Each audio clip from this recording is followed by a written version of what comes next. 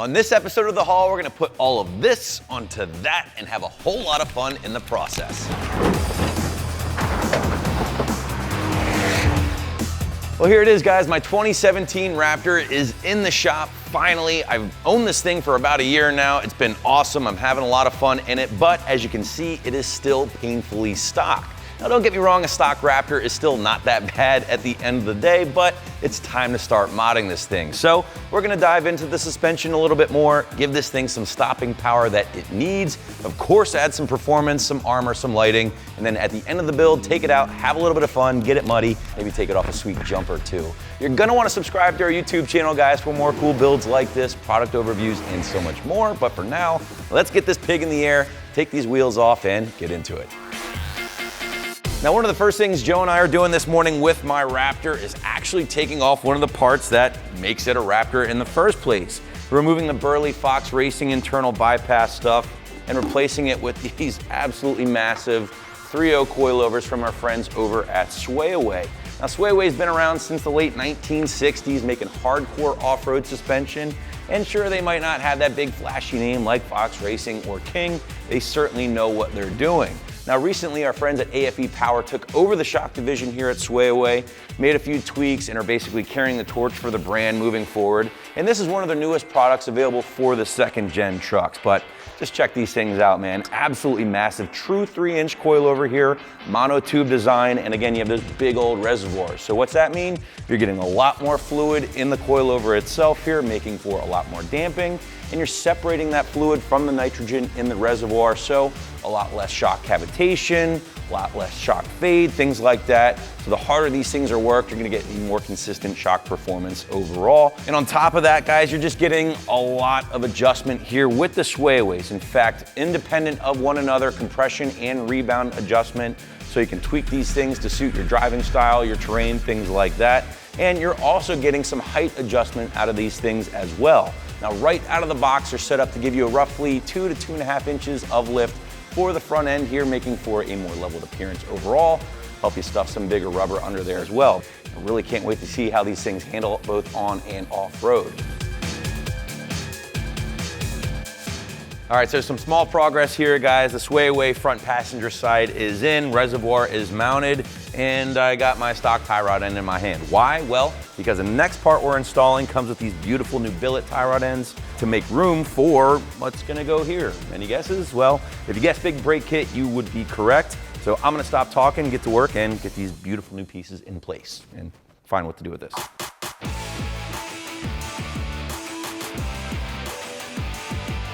This right here is one of the most exciting parts for my build. I know it might not be that exciting to you guys watching at home, but for me, this is an incredible part. What you're looking at here is ALCON's front and rear brake setup for the Gen 2 Raptors, and I actually caught my first glimpse of these things at the 2017 SEMA show. They had this thing stuffed behind a 17-inch wheel, but what was more important, or more, I guess, mind-blowing, was that this thing, this kit equipped on a Gen 2 Raptor, was stopping from 60 miles an hour to 0 in about 90 feet. Now, guys, for reference sake, that's roughly the same as a C6 Z06 Corvette. Absolutely mind-blowing. I'm gonna be eating my steering wheel standing on the brake pedal once these guys are fully installed. But billet aluminum bracketry, really nice rotors and calipers. Again, that's where that tie rod kit came into play, because we are just growing this thing a little bit more, so you need to make room for it. And again, you're stuffing a 6-piston caliper behind a 17-inch wheel, which is crazy. Not too many people are doing that in the market. And I know my Gen 2 owners out there watching this,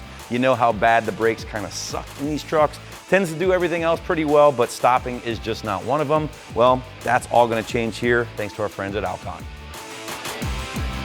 All right, guys, well, to keep things consistent, we are yanking out the Fox Racing stuff in the rear, just like we did up front, to replace it with the corresponding Swayaway 3.0s. Look at that, compression adjustment, rebound adjustment on that side. We also have to finish up the ALCON brakes back here as well. And then while the truck's up in the air, we're just gonna finish up a couple things underneath the truck, throw an exhaust on this, attempt to make the EcoBoost sound a little bit more angry and a little better. All right, so the boys and I are just finishing up the Corsa Sport exhaust system here on my second gen Raptor. Yes, I know, I'm putting in exhaust on an EcoBoost truck. A lot of you guys probably feel a certain way about that. And hell, I can't blame you. But Corsa has been known to make things sound a little bit better no matter what platform, and I have full confidence that this system will do the same for my rig. Talk about bigger is always better, right? Well, 5-inch black PVD tips. These things are coated in a way to really take some high temps, and they just look so damn good on there. So even if this thing doesn't sound as good as a V8, it's certainly gonna look the part. If I wanna turn up the volume down the road, I can always add the resonator delete kit, essentially turn this thing into the face melting extreme, but I'm gonna kind of ease my way into a little bit more volume here with my Raptor. We're gonna do a couple more things underneath the truck here, including a diff cover from our friends over at AFE Power, dress things up a little bit, nothing too crazy there. Now let's get the truck down a little bit and head up front where we got some more cool stuff waiting to go on. The biggest performance killer on any forced induction application is heat and heat soak. Well, as you can see right now, we're curing that problem here on my 2nd gen Raptor, thanks to eliminating this puny little stalker and replacing it with this massive core and end tank setup from our friends over at ADD. Now this thing, obviously, as you can see, just absolutely dwarfs the stalker in every way, which should help lead to more consistent performance through more consistent intake air temps. And again, as a Gen 2 Raptor owner, I can tell you, repeating performance is a little tough with these trucks because once they get hot, they tend to fall on their face. And we saw that with our stock dyno numbers. So again, we're gonna be curing that, but in addition to helping our performance, we're also making room for so much more activities down here with the help of our next few modifications, which you will see very soon. Now it's actually gonna move up into the grill opening. Another thing I really like, there's a certain badassery to this thing when installed, seeing that big front mount peeking out behind that grill. So that's our next step. We're getting this guy in place. Then we're gonna show you why we're moving this thing in addition to helping our performance.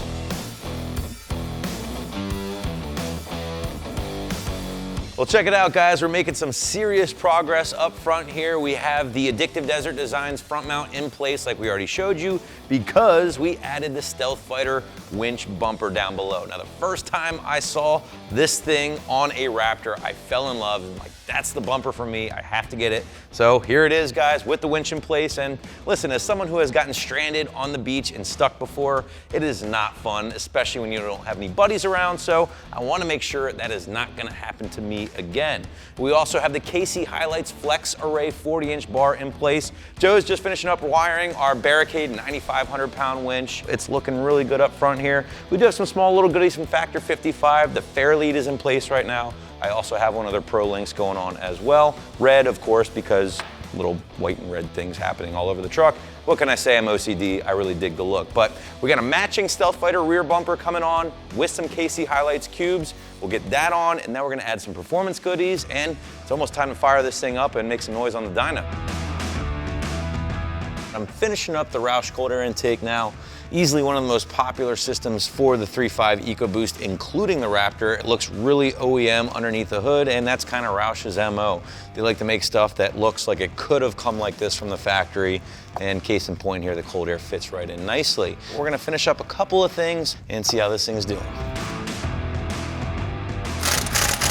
And with that last lug nut, the build is essentially complete here. Yes, we still have to upload our tune, dyno, everything, but let's talk about this wheel and tire combo. Black RHINO makes these wheels. It's called their Sprocket. I really like what this company's doing in the truck market. They also have a wheel called the Armory, which is very military looking. It's like an H1 wheel, but they're doing things a little bit differently in the truck wheel market, and I really dig this mesh style wheel. Now it's wrapped in the very capable NITTO Trail Grappler 35 by 12.5. I didn't want to go up to a 37. Yes, I know it probably would look a lot tougher, but I drive this truck every day. Gas mileage sucks, and I have a long commute, so I didn't want to take a chunk out of that gas mileage any further by stepping up to a 37. And listen, guys, ever since Vaughn Gittin Jr. and I won the Ultra 4 Nationals on a DOT Trail Grappler, I know what this thing is capable of, so that is definitely the tire for me. But truck's looking good. I can't wait to get it down on the ground, load up our tune, head to the dyno, and see if we're making some more power. We're at our next part of the build, the custom tune. Now, yes, this is an EcoBoost truck, and in our experience, these things like to make a lot of power and, more importantly, a lot more torque just using a simple calibration, a couple more pounds of boost, things like that. We're actually gonna use a tune from our friends at ID Motorsports loaded onto the new RevX device here. So we have a 93 octane tune on this thing, and hopefully we'll improve on those baseline numbers with the help of our new goodies, of course, and this custom calibration.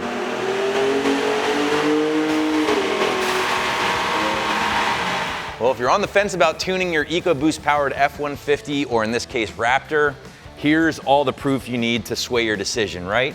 Before, the truck is making roughly 359 horsepower, 396 pound-feet of torque to the tire. The truck is now making a whopping 428 horsepower and 477 pound-feet of torque. The truck is making a lot more power underneath the curve. It's gonna feel like a monster pretty much everywhere in the power band, but especially down low. We're getting those nice fat torque gains before about 3,000 RPM. So I'm gonna get it out on the street, bed those new ALCON brakes so they're good, and then we'll go out and have some fun.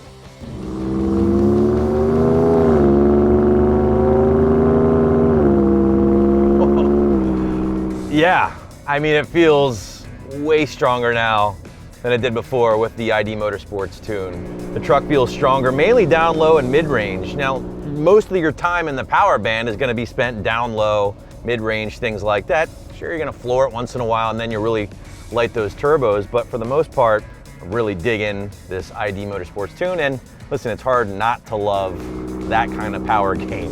And on top of the tune, thanks to that front mount from ADD, it's making repeatable power. It's not heat soaking nearly as bad as it did before with the stock intercooler in place. Now, when we had the truck on the dyno, we showed you those initial numbers. I wanted to run it back just to see if the power would drop off, if it would heat soak really bad. And honestly, the truck made within 4 to 5 horsepower, and same thing in the amount of torque, back to back with this thing being hot. So the fact that it made that kind of consistent power is a huge upgrade compared to what it was before. Intercooler's doing its job on top of that tune, making awesome power. All right, the exhaust. Yes, I know there's gonna be some comments. There always are. Obviously, these things don't sound nearly as good as a 6.2 or even a 5.4, but that being said, Corsa, I really like what they did with this system. They're using their muffler, of course. You got that drone-free operation, so obviously this thing's whisper quiet while driving on the street. It's a nice bump up over that factory system without being obnoxious. Let's see what these brakes are all about, shall we? Here we go, 50 miles an hour. Hey, look it, there's that tool I've been looking for the last couple of months. Now, that wasn't full-blown panic stop mode, but it was pretty damn close. Listen guys, the ALCON stuff is extremely nice. You're getting the 6 piston calipers up front, just these monstrous calipers, tons of clamping force. You're also getting a 4 piston rear caliper, which just dwarfs the stock rear caliper. It's a noticeable improvement all around. Last but not least, the suspension, right? I mean, this stuff is completely badass. Overall, the truck sits a lot nicer in my opinion, not so much nose down rake. No rubbing whatsoever with the offset and the 35 by 12.5s. Which, by the way, are surprisingly quiet even on the street. It's a little firmer than stock, I will say that, but at the same time, it's not offensive. I don't think my family's gonna mind, I don't think my wife's gonna mind one bit, but not bad, not bone jarring. On-road impressions, truck rides really nice. But that's enough on-road stuff. What do you say we get this thing to where it belongs, off-road, wind it up a little bit, and have a little bit of fun. Woo-hoo-hoo! And we're off, holy shit. Man, this thing feels awesome. Whoa. So far, so good with the swayaways.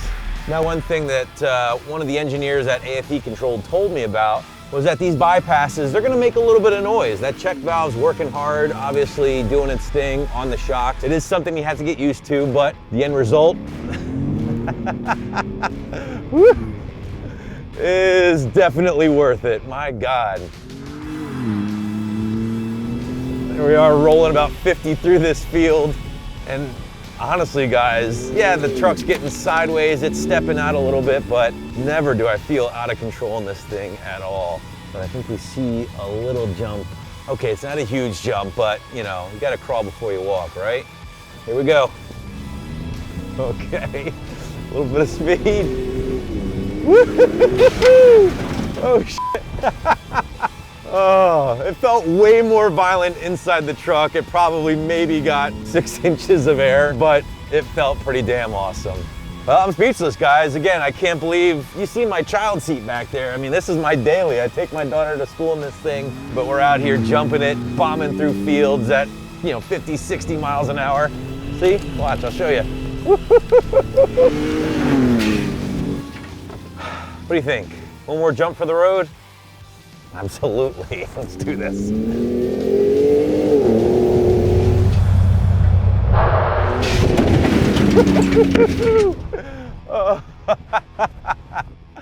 Well guys, you see that smile? That's the sign of a good build and a great time out here off-road in the fields with my newly pumped up Raptor. This was a fun one, gang. We hope you enjoyed it. We managed to get a little bit of air underneath these NITTO trail grapplers, and the truck a little bit dirty, but don't worry, we'll be fixing that here soon. We're gonna be going off-road a lot more with this thing. Trust me, you're gonna wanna subscribe to our YouTube channel to see that and more. Guys, we wanna thank Addictive Desert Designs for all the goodies, AFE Power, of course, ID Motorsports for the killer tune, and all the other great vendors that worked with us here in this build. It's certainly looking the part, it's driving the part, and I am having an absolute blast in this thing. We hope you enjoyed it again. Thanks for watching, and for all things F-150 and badass Raptors, keep it right here to AmericanTrucks.com.